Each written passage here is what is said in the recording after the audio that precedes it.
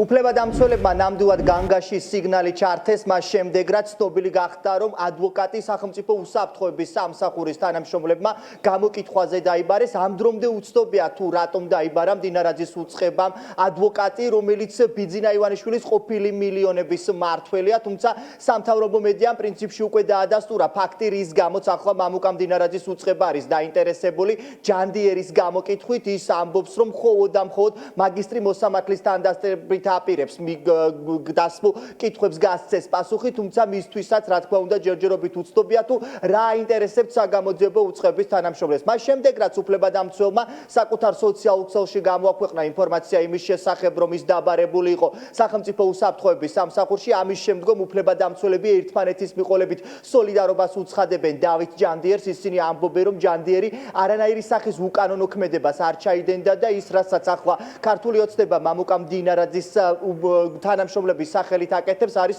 მხოლოდ და მხოლოდ დაშინებისა და მუქარის მცდელობა იმ უფლებადამცველებზე, რომლებიც ამ პერიოდის განმავლობაში იცავდნენ იმ ადამიანებს, რომლებიც სრულიად უსაფუძვლოდ არიან პენიტენციურ სამსახურებში გამოკეტილები. ადვოკატები, საქართველოს ადვოკატთა ასოციაციის წევრები მხარდაჭერას უცხადებენ დავით ჯანდიერს, ვინაიდან მისი დაბარება ყოველგვარ კანონიერ ზღვარს ხდება. ადვოკატებს გვაქვს პირველ რიგში ადვოკატთა პროფესიული ეთიკა და ძალიან მნიშვნელოვანია სისხლისწამლის საპროცესო კოდექსის 50-ე მუხლი.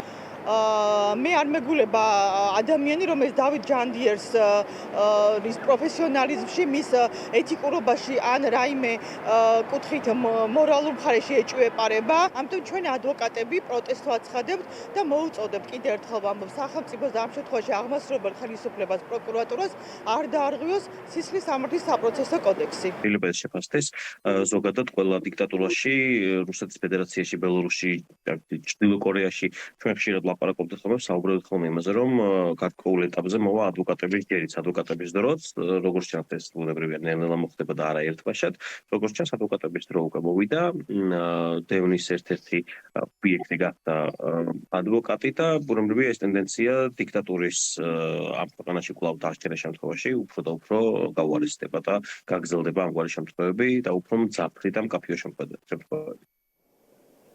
დავით ჯანდიერი, გიორგი ბაჩიაშვილის უფლებადამცველი ამ დრომდე ელოდება საგამოძიებო უწყების თანამშრომლების სატელეფონო ზარს. სწორედ ამის შემდგომ გახდება ცნობილი, როდის დაიბარებენ ჯანდიერს საქალაქო სასამართლოს ხტომათა დარბაზში და ბუნებრივია ამის შემდგომ გახდება უფრო მეტი დეტალი ცნობილი თუ რა აინტერესებს უფლებადამცველისაგან მდინარაძის უწყების თანამშრომლებს.